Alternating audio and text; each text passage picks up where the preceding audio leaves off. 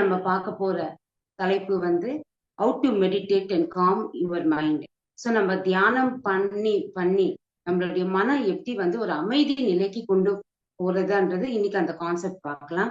ஒரு 5 ஃபிங்கர் கான்செப்டாவும் நம்ம வந்து சொல்லலாம். ஏன்னா 5 விஷயங்கள், முக்கியமான விஷயங்கள் நம்ம ப்ராக்டிஸ் பண்ணணும். நம்ம ப்ராக்டிஸ் பண்ணும்போது அமைதியான மனம் அன்றது அமையும். அதுக்கப்புறமா தியானத்துக்கு போகும்போது நல்ல ஒரு ஆழ்நிலை தியானம்ன்றது நமக்கு கிடைக்கும். ஸோ இந்த 5 விதமான செயல்கள் என்ன நம்ம அபியாசம் பண்ணணும்னா, சத்குரு போதை ஃபர்ஸ்ட் வந்து பாத்தீங்கன்னா, 2 வந்து சத்சங், 3வது வந்து சுவாத்தியாயம், 4வது சஜ்ஜன சாங்கத்தியம், 5வது வந்து சேவை. ஸோ இது எல்லாமே வந்து 5 ஃபிங்கர் கான்செப்ட், 5S கூட நம்ம வந்து குறிப்பிட்டு சொல்லலாம். ஸோ ஃபர்ஸ்ட் வந்து என்ன சொன்னேன், சத்குரு போதை, 2வது சத்சங்கம், 3வது சுவாத்தியாயம், 4வது சஜ்ஜன சாங்கத்தியம், 5வது சேவை. எப்ப இந்த 5 விஷயங்கள் நம்ம வந்து அபியாசம் பண்றோமோ அப்ப நமக்கு அமைதின்றது கிடைக்கும், தியானம்ன்றது சரியாக அமையும். சோ ஃபர்ஸ்ட் வந்து சத்குரு போதை. சத்குருன்னா என்னன்னா, சத்தியம் தெரிஞ்ச குருவோட நமக்கு எப்பவுமே ஒரு ரிலேஷன், ஒரு இன்டராக்ஷன்ன்றது நமக்கு இருக்கணும். சோ அவங்க கொடுக்குற போதனைகள், சத்திய வாக்குகள், சத்தியங்கள் போதிக்கும் போது நம்மளுடைய எனர்ஜி லெவல் ஆகட்டும், நம்மளுடைய ஹையர் எனர்ஜி, ஹையர் வைப்ரேஷன் லெவல்ல இருந்துட்டு அது வந்து கிரகிக்க முடியும். அவங்களதான் வந்து நம்ம சத்குருன்னு சொல்றோம். இன்னும் இந்த குருக்கள், சத்குருக்கள்னா யாரு, அவங்க என்னென்ன நிலையில எந்த விதமான குருக்கள் இருக்காங்கன்றது நம்ம அதுக்கப்புறமா பார்க்கலாம். 2வது வந்து சத் சங்கம். சோ இங்க வந்து சத் சங்கம்னா நம்ம சத்தியம் தெரிஞ்ச மகான்களுடைய சாங்கத்தியம்ன்றது நமக்கு இருக்கணும். அதுதான் வந்து சத்திய போதனையோட நம்ம இருக்கும்போது நமக்கு தியானம் அமையும். இதுதான் வந்து ஆதிசங்கரர் என்ன சொல்லியிருக்காருன்னா, சத் சங்கத்வே நிசங்கத்வம், நிசங்கத்வே நிர்மோகத்வம், நிர்மோகத்வே நிச்சல சித்தம், நிச்சல சித்தம் ஜீவன் முக்தின்ட்டு சொல்லியிருக்காரு. அப்படின்னா வந்து சத் சங்கத்வே நிசங்கத்வம். சத் சங்கம்னா சத்தியம் தெரிஞ்ச மகான்களோட நம்மளுடைய இன்ட்ராக்ஷன் இருக்கும்போது, அந்த ஒரு நம்மளுடைய ஆன்மாவோடு நம்ம இணைந்து இருக்கும்போது, அப்ப நமக்கு வந்து அந்த பந்தத்தை மத்த மனிதர்களோட அந்த பந்தம் இல்லாம நம்மளோட நம்ம இணைந்து இருக்கும்போது, அந்த ஆன்மாவோட இருக்கும்போது நமக்கு வந்து அந்த நிசங்கத்துவம்ன்றது நமக்கு கிடைக்கும். சோ நிசங்கத்துவம்ன்றது, நிர்மோகத்துவம்னா மோகம் இல்லாத நிலைக்கு நம்மள கொண்டு போகும். மோகம்னா என்ன சொல்லலாம், நமக்கு நிறைய விஷயங்கள் மேல வந்து ஆர்வம் இருக்கும், நிறைய பொருட்கள் மேல வந்து ஒரு ஆர்வம் இருக்கும், நம்மளுடைய ஃபேமிலிக்கு மேல, இல்லைன்னா வந்து நம்மளுடைய பசங்க மேல வந்து வியாமோகம் இருக்கும். எதுக்குமே நம்ம வந்து அட்டாச்மெண்ட் இல்லாத நிலையில நம்ம இருக்கும்போது நிசங்கத்துவே நிர்மோகத்துவம், அந்த ஒரு நிலை, மோகம் இல்லாத நிலை நமக்கு இருக்கும்போது நிர்மோகத்துவே நிச்சல சித்தம், சித்தம்ன்றது காலியா இருக்கும். அப்படின்னா எந்த ஒரு மைண்ட் டிஸ்ட்ராக்ஷன் இல்லாம ஒரு காலியான நிலை இருக்கும்போது நமக்கு அங்க ஜீவன் முக்தின்றது கிடைக்கும். அதுதான் முக்தி நிலைன்றது நம்ம வந்து சொல்ல முடியும்ட்டு ஆதிசங்கர் வந்து கொடுத்திருக்காங்க. சோ இங்க வந்து நம்ம வந்து எந்த ஒரு பந்தத்தோடு நம்ம வந்து ஒட்டாம நம்மளுடைய ஆன்மாவோட நம்ம இணைந்து இருக்கும்போது, நம்ம எந்த ஒரு பொருட்கள் மேலேயோ எந்த ஒரு மனிதர்கள் மேலேயோ பந்தம் வியாமோகம் இல்லாத நிலையில, அப்ப அந்த சித்தம்ன்றது காலியா இருக்கும்போது நமக்கு ஜீவன் முக்தி, நம்ம வாழும் வாழ்க்கையிலேயே நமக்கு வந்து முக்தி நிலைக்கு கொண்டு போறதுக்கு சரியான வழிகாட்டியா இருக்கும்ட்டு ஆதிசங்கரர் இந்த ஸ்லோகம் மூலமா நமக்கு வந்து கொடுத்திருக்காங்க. சோ இதுதான் வந்து சத் சங்கம்ட்டு சொல்றோம். அதுக்கப்புறமா பாத்தீங்கன்னா சுவாத்தியாயம், 3வது. சுவாத்தியாயம்னா என்னது, நம்ம வந்து புத்தகங்கள் படிக்கிறது. சோ இங்க தியானம் பண்றோம், பத்திரிஜி 3 விஷயங்கள் கம்பல்சரி எவ்ரிடே நம்ம வந்து பண்ணணும்னு சொல்றாங்க. தியானம், சுவாத்தியாயம், சஜ்ஜன சாங்கத்தியம். இந்த 3மே சரியான ஈவனா எடுத்துட்டு போகணும்.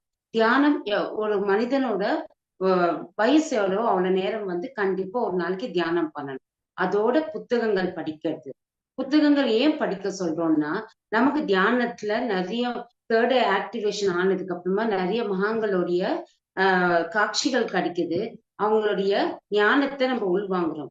அதே மாதிரி நம்ம புத்தகங்கள் படிக்கும் போது அதுல நமக்கு ஞானம் கிடைக்குது, கிளாரிட்டி, நிறைய இன்ஃபர்மேஷன் கிடைக்குது. அப்ப வந்து தியானத்தால ஞானம் கிடைக்குது, இந்த புத்தகங்களாலயும் ஞானம் கிடைக்குது.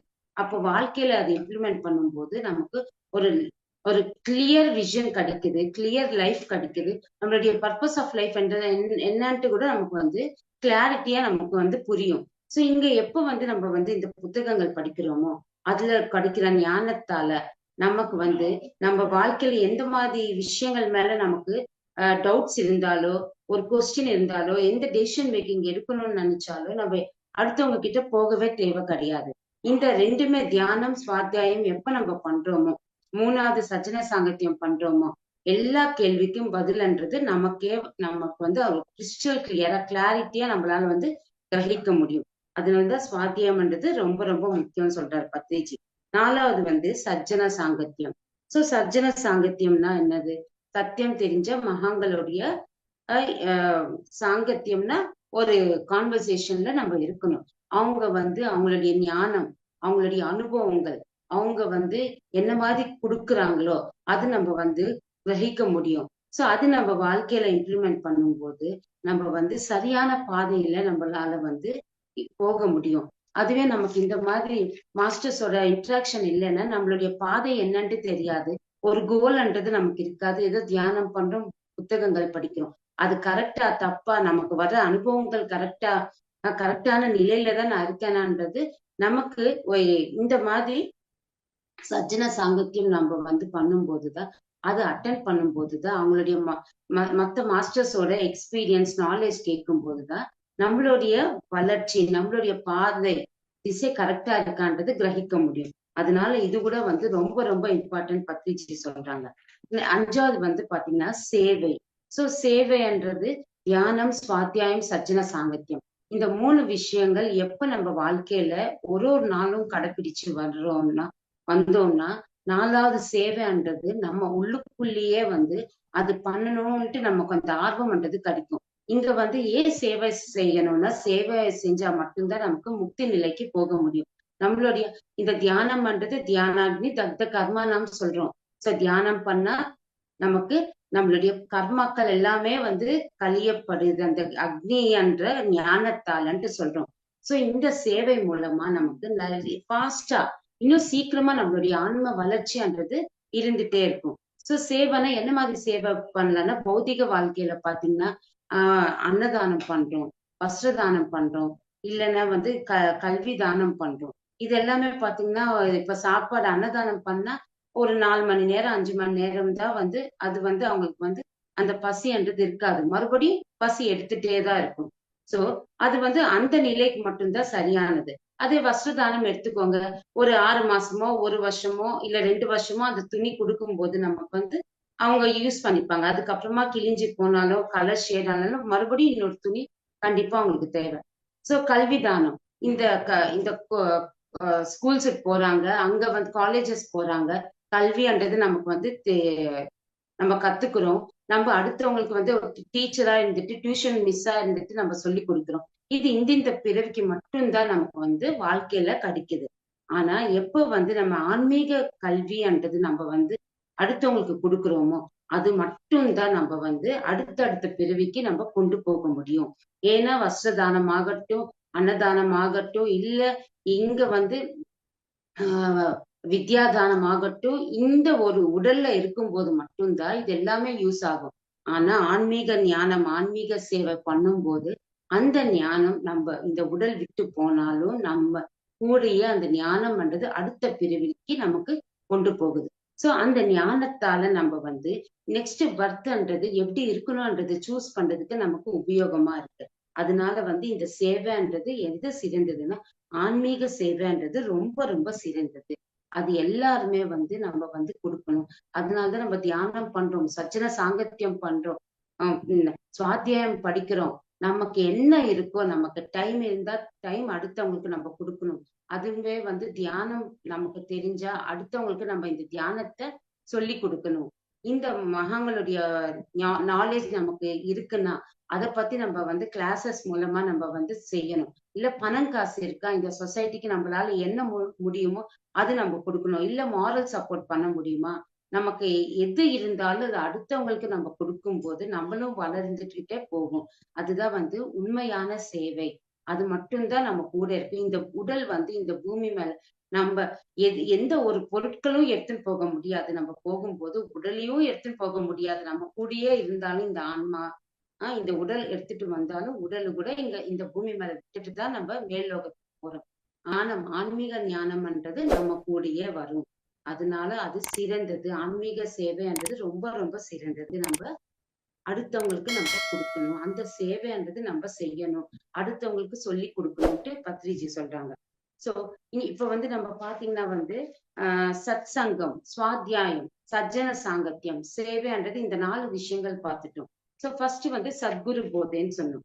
சோ சத்குரு போதைன்னா சத்தியத்தை நம்மளுக்கு போதிக்கிற குருவை சத்குருன்னு சொல்றோம். சோ இந்த குருக்கள் பாத்தீங்கன்னா 7 விதமான குருவுகள் இருப்பாங்க. அது என்னென்னன்னு பார்க்கலாம்.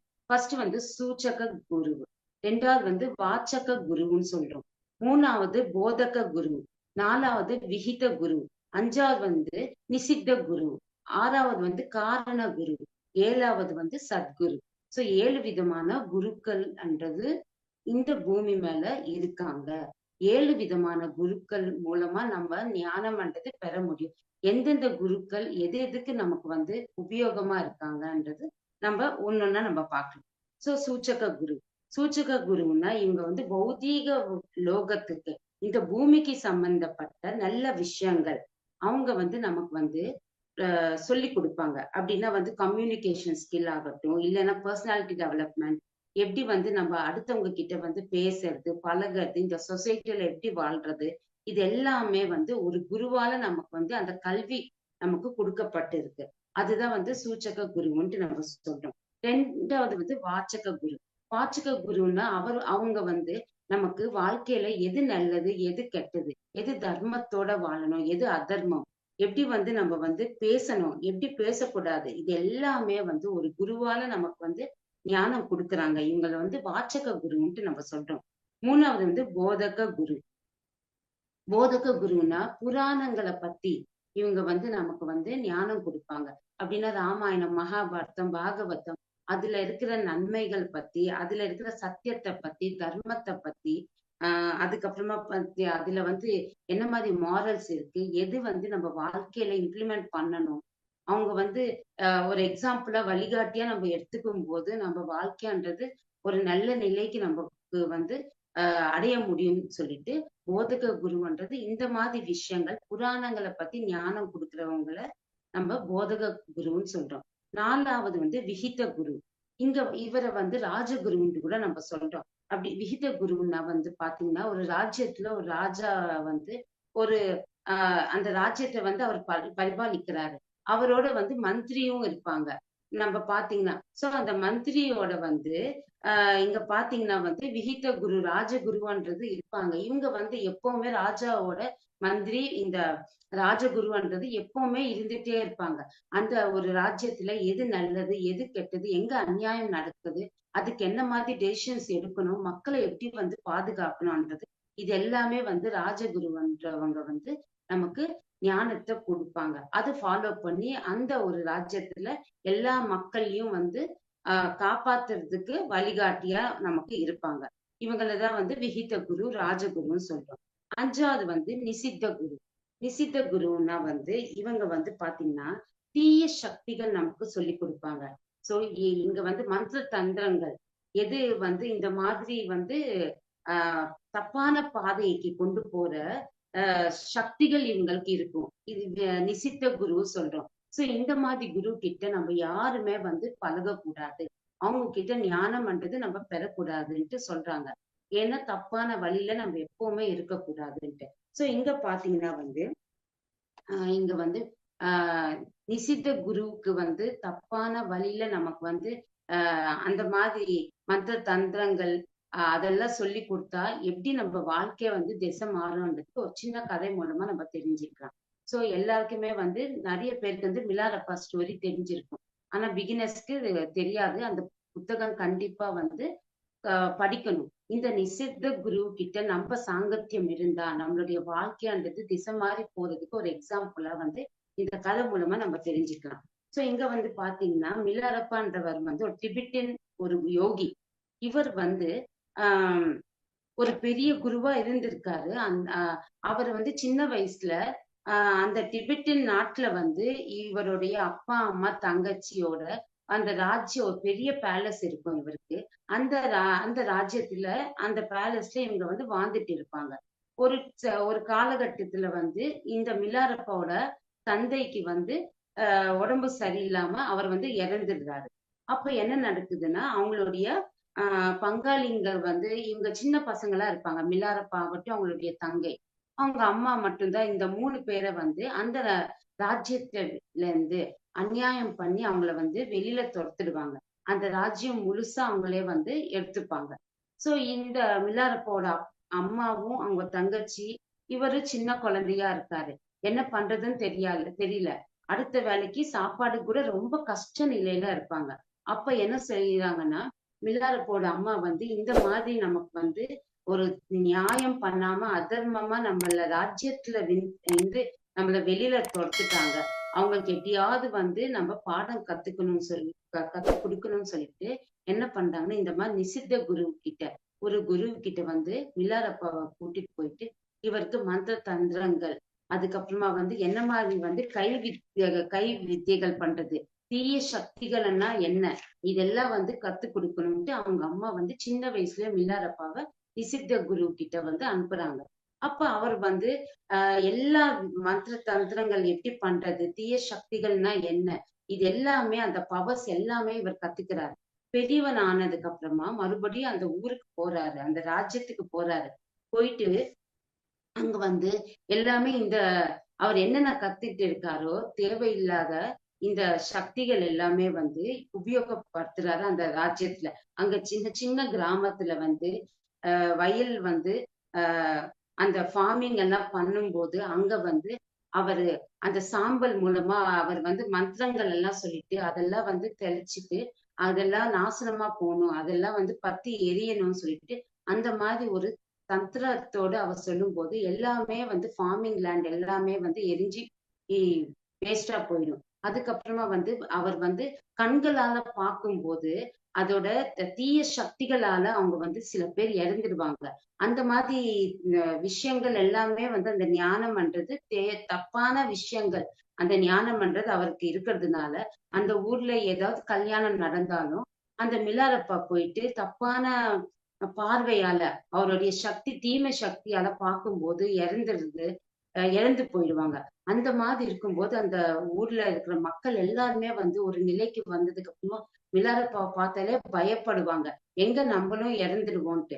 இந்த மாதிரி வந்து போயிட்டே இருக்கும்போது ஒரு வாட்டி என்ன நடக்குதுன்னா இவர் இன்னும் மிலாரப்பா ஆஹ் கொஞ்சம் வளர்ந்து கொஞ்சம் மெச்சூரிட்டி வருது அவருக்கு.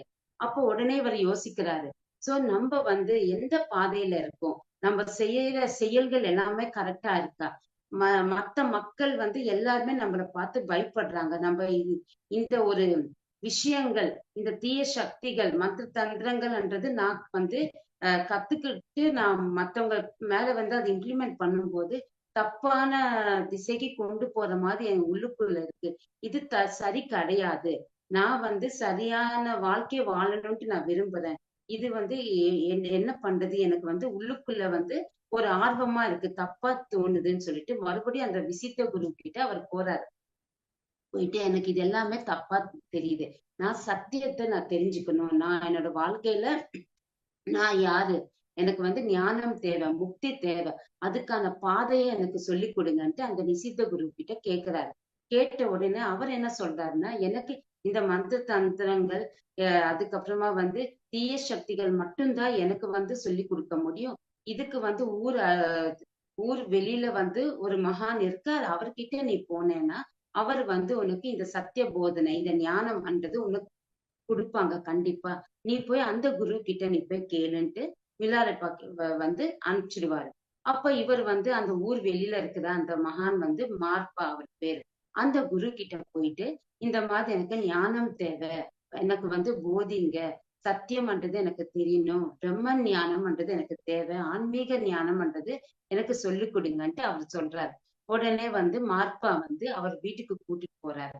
கூட்டிட்டு போயிட்டு அவர் வந்து வீட்டுல இருக்கிற வேலைகள் வந்து கொடுப்பாரு. சொல்லித்தரேன் சொல்ல மாட்டேன், எதுவுமே சொல்ல மாட்டாரு இவரு. ஆனா நான் குடுக்குற வேலைகள் நீ பண்ணணும்னு சொல்லிட்டு வீட்டுல வேலைகள் பண்ணிட்டே இருப்பாரு. அப்படி ஒரு மாசம் முடியுது. மறுபடியும் வந்து மிலாரப்பா கேட்கிறார் மார்ப்பாவ. நான் வந்து ஞானம் தேவை, எனக்கு தியானம் சொல்லி கொடுங்க. உம் ஒரு மாசம் ஆயிடுச்சு, நான் நீங்க சொல்ற வேலைகள் எல்லாமே நான் செய்யறேன்ட்டு சொல்றாரு. ஆனாலும் இவரு எதுவுமே பேசாம வீட்டு வேலை மட்டுமே பண்ண சொல்றாரு. இப்படியே வந்து ஒரு 6 மாசம் 10 மாசம் அப்படியே கழியுது. அதுக்கப்புறமாவும் இவர் வந்து கேக்குறாரு, எனக்கு ஞானம் கொடுங்க, பிரம்ம ஞானம் கொடுங்க, தியானம் சொல்லி கொடுங்க. அப்ப வந்து மார்ப்பா சொல்றாரு, அவரை வந்து கூட்டிட்டு போறாரு ஒரு இடத்துக்கு. ஒரு ஒரு காலியான மைதானம் ஒரு இடத்துக்கு கூட்டிட்டு போயிட்டு, இங்க வந்து 2 மாடி அந்த 2 ஃப்ளோர்ஸ் இருக்கிற ஒரு பில்டிங்க வந்து நீ மட்டுமே வந்து உருவாக்கணும். யாரோட உதவியும் இல்லாம நீ வந்து கட்டணும். 2 மாடி வீடு கட்டணும்னு சொல்லி சொல்றாரு மார்ப்பா.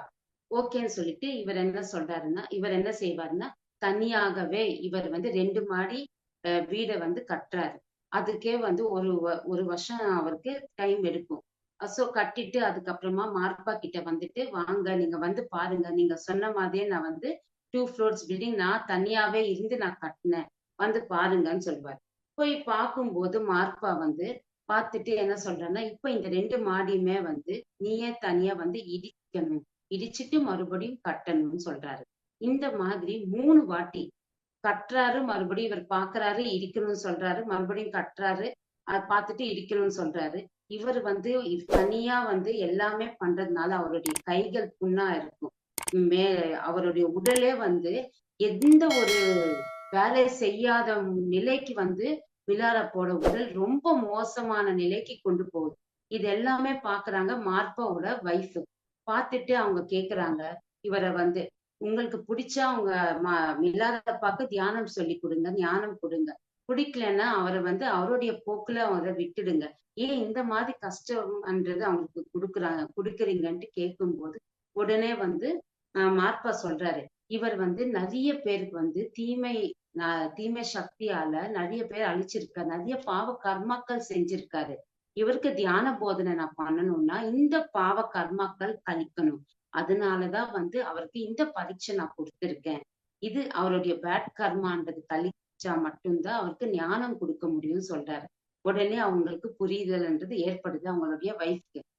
அதுக்கப்புறமா வந்து இந்த மாதிரி 3 4 வாட்டி வந்து அந்த பில்டிங் வந்து கட்டுறது இடிக்கிறது இதெல்லாம் பண்ணும்போது அவருடைய பாவ கர்மாக்கள் கழியுது மிலாரப்பாவோட.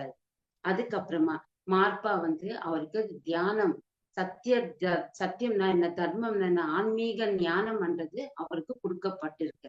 அதுக்கப்புறமா அவர் திபெத்தன்ல ஒரு மகா யோகியா இருந்துட்டு எல்லாருக்குமே வந்து அந்த தியான போதனை, அந்த கல்வி எது சத்தியம், எப்படி வந்து நம்ம வாழ்க்கையில நம்ம வந்து இருக்கணும்ன்றது எல்லாருக்குமே அவர் வந்து சொல்லி கொடுத்தாரு. ஒரு மகா யோகியா அவர் வந்து வாழ்ந்தார். சோ இந்த கதை மூலமா நம்ம என்ன தெரிஞ்சுக்கணும்னா, நம்ம சரியான குரு கிட்ட நம்மளுடைய வாழ்க்கைன்றது இருக்கும்போது அவர் கொடுக்குற ஞானத்தால நம்மளுடைய வளர்ச்சின்றது, நம்மளுடைய பிரம்ம ஞானம்ன்றது வளர்ந்துட்டே போகும். அதனால வந்து நிசித்த குரு கிட்ட யாருமே நம்ம வந்து அவர்கிட்ட நம்ம சேரக்கூடாது. அவங்க கொடுக்குற ஞானத்தையும் நம்ம வாங்கக்கூடாது. வாங்கினா நம்மளுடைய வாழ்க்கை தப்பான திசையில போகும். அதுக்கு ஒரு எக்ஸாம்பிளா வந்து இந்த மிலாரப்பா ஸ்டோரி நமக்கு கொடுத்திருக்காங்க. சோ வாழ்க்கையில பேஷன்ஸா இருக்கணும். மிலாரப்பா வந்து ஒரு பிறவிலேயே எல்லா பாவ கர்மாக்கள் நான் கழிச்சிட்டு நான் அந்த ஒரு பிறவிலேயே நான் முக்தி நிலைக்கு அடையிறேன்னு சொல்லிட்டு அவர் இந்த ஒரு கதை மூலமா நம்ம தெரிஞ்சுக்கலாம்.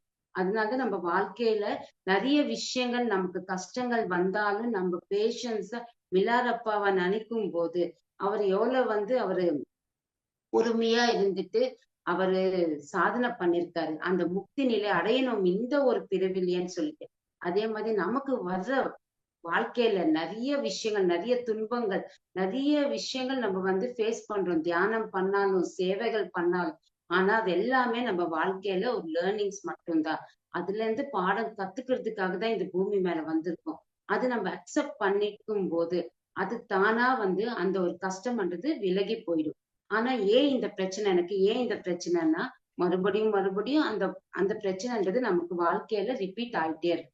அதனால அதை அக்செப்ட் பண்ணிட்டு நம்ம ஃபேஸ் பண்ணி அதுல இருந்து விலகி வர்றதுக்கு ஞானம்ன்றது தியானம் நமக்கு கொடுக்குது.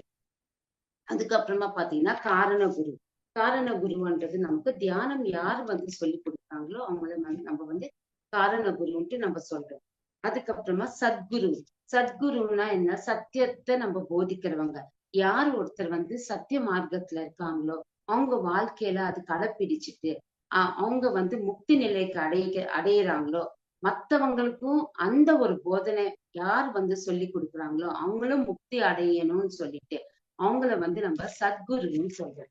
சோ நம்ம பத்ரிஜி எடுத்துக்கிட்டீங்கன்னா அவரு தியானத்தை அவருடைய ஃப்ரெண்டு மூலமா அவர் கத்துக்கிட்டு அவர் எல்லாருமே வந்து இந்த ஒரு தியானம்ன்றது எல்லாருமே செய்யணும், எல்லாருமே அஹிம்சையோட வாழணும், எல்லாருமே இந்த பூமிக்கு வந்து பிரமிட்ஸ் கன்ஸ்ட்ரக்ட் பண்ணணும், அஹிம்சையோட இருக்கணும், தியான சக்தியால எல்லாருமே வந்து அந்த ஞானம் பெறணும்ட்டு நமக்கு வந்து அந்த சத்தியத்தை நமக்கு ஃப்ரீயா நமக்கு கொடுத்தாங்க. சோ அவர் வந்து சத்குருவா நம்ம வந்து ஏத்துக்கிட்டு அவர்கிட்ட இந்த ஞானம் வாங்கிட்டு நம்ம என்ன பண்றோம்?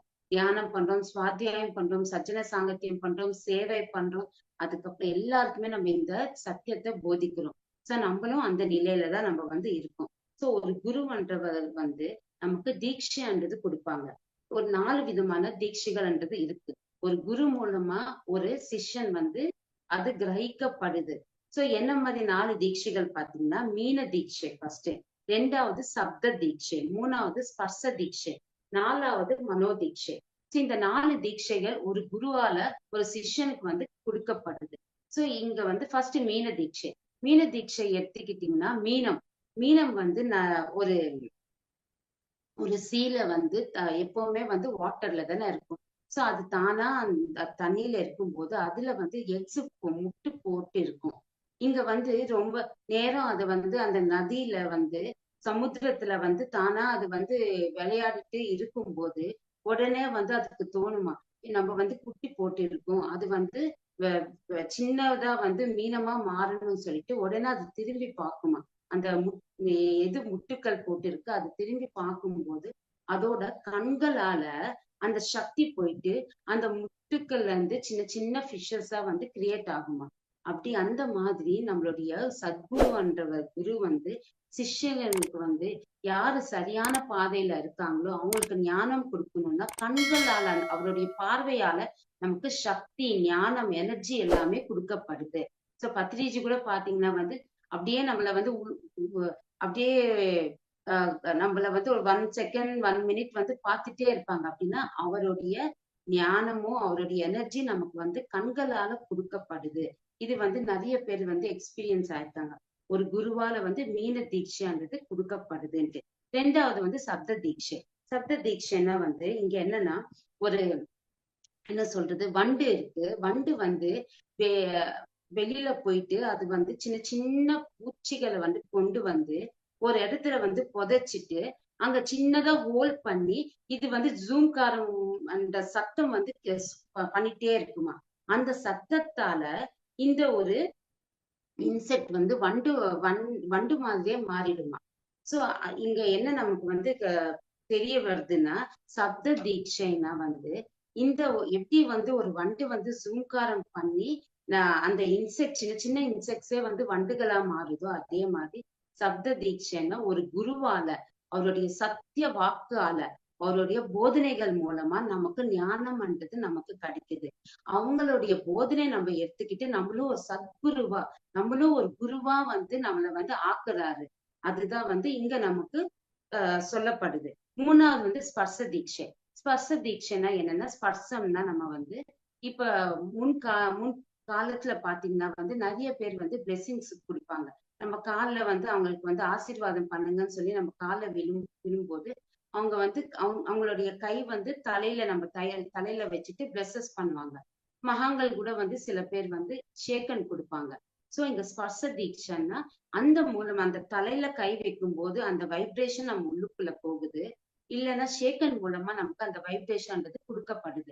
சோ ஒரு குருவால வந்து நமக்கு ஸ்பர்சம்னா ஒரு ஷேக்கன் கொடுக்கும் போதோ தலையில ஆசீர்வாதம் பண்ணும் போது அவங்களுடைய எனர்ஜி நமக்கு கொடுப்பாங்கன்றதுக்குதான் இந்த ஸ்பர்ச தீட்சத்துல நம்ம தெரிஞ்சுக்கலாம். 4வது மனோ தீட்சை. சோ மனசால வந்து தீட்சை கொடுக்கறது. இங்க வந்து பாத்தீங்கன்னா ஒரு எக்ஸாம்பிளுக்கு டாட்டாயிஸ சொல்றாங்க. சோ டாட்டாயிஸ் வந்து நதியிலயும் இருக்கும், லேண்ட்லயும் இருக்கும். அது வந்து இந்த லேண்ட்ல வந்து மண்ணுக்குள்ள வந்து அது வந்து முட்டுக்கள் போட்டுட்டு எல்லாமே புதைச்சிட்டு அதுக்கப்புறமா வந்து சமுத்திரத்துக்குள்ள போகுமா, கடலுக்குள்ள போயிட்டு அது சாப்பாடு சாப்பிடுறதுக்கு. அது உள்ள போன உடனே இடி மின்னலோட மழை பெய்யும் போது அந்த சத்தத்துக்கு அது வந்து மனசுல நினைக்குமா, இந்த மாதிரி நான் வந்து அந்த ஆஹ் அந்த மண்ணுக்குள்ள வந்து நான் வந்து புதைச்சிருக்கேன்.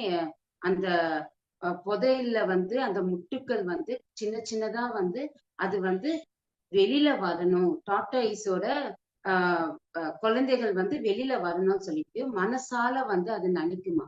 உடனே அந்த இடி மின்னல் சத்தத்துக்கு வந்து உடனே சின்ன சின்ன டாட்டாயிஸா வெளியில வந்துருமா.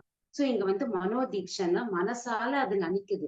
நினைக்கும் போது உடனே அந்த சங்கல்ப பலத்தால வந்து அங்க வந்து அந்த முட்டுக்கள்ல இருந்து சின்ன சின்ன டாட்டாயிஸ் வெளியில வருது. அதே மாதிரி எங்க இருந்தாலும் சத்குரு நம்ம வந்து எப்ப தூய்மையான நிலையில இருக்கோமோ, எப்போ ஒரு பியூரா இருக்கோமோ, அடுத்தவங்களை பத்தி நம்ம தப்பா நினைக்காம நம்மளுடைய தர்மத்தை நம்ம கடைபிடிச்சிட்டு நம்மளுடைய வாழ்க்கையில அடுத்தவங்களுக்கு நல்ல விஷயங்கள் பண்ணும்போது சேவைக்குள்ள நம்ம இருக்கும்போது அப்ப அந்த குருவால நமக்கு மனோதீட்சை மனசால நம்ம எங்க இருந்தாலும் நமக்கு என்ன மாதிரி விஷயங்களுக்கு நமக்கு வந்து ஆன்சர் கிடைக்கணுமோ, எந்த மாதிரி ஒரு டெசிஷன் மேக்கிங் எடுக்க முடியல நிலையில கூட வந்து நமக்கு அந்த குருவால மனசால வந்து நமக்கு அந்த தீட்சைன்றது நமக்கு ஆன்சர்ஸ் கொடுக்கப்பட்டிருக்கு.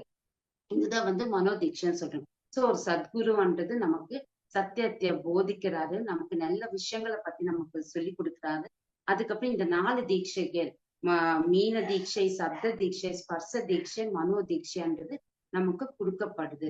இது எல்லாமே வந்து நம்ம வந்து ஒரு பியூர் கான்சியஸா இருக்கும்போது வாழ்ற வாழ்க்கையில நம்ம வந்து தியானம் பண்றோம், புத்தகங்கள் படிக்கிறோம், சஜன சாங்கத்தியம் பண்றோம், சேவை பண்றோம். ஆனா இது எல்லாமே வந்து தியானத்தால ஞானம் கிடைக்குது. அந்த ஞானத்தால நம்ம வந்து வாழ்க்கையில அதை இம்ப்ளிமெண்ட் பண்ணும்போது அபியாசம் பண்ணும்போது நமக்கு இது எல்லாமே வந்து சக்திகள் என்று ஒரு குரு மூலமா நமக்கு கிடைக்குது. சோ எப்படி நம்ம வந்து ஒரு மைண்ட் வந்து ஒரு 0 ஸ்டேட்ல இருந்தா மட்டும்தான் தியானம் சரியாக அமையும். சோ எந்த ஒரு காசிப்ஸ் பேசாம, எந்த ஒரு கம்பாரிஷன் இல்லாம, எந்த ஒரு ஆர்குமெண்ட் இல்லாம நம்ம வாழ்க்கையில தியானம் பண்ணிட்டு ஒரு பியூரா இருக்கும்போது நம்ம தியானத்துக்குள்ள உட்காந்து கண்களை மூடின உடனே நம்ம தியான நிலைக்கு கொண்டு போக முடியும். சோ தியானத்தால ஞானம் கிடைக்குது. அதுதான் நமக்கு முக்தி நிலைன்றது நமக்கு கிடைக்குதுன்ட்டு இந்த ஒரு கான்செப்ட் நமக்கு பத்ரிஜி கொடுத்திருக்காங்க. So thank you masters.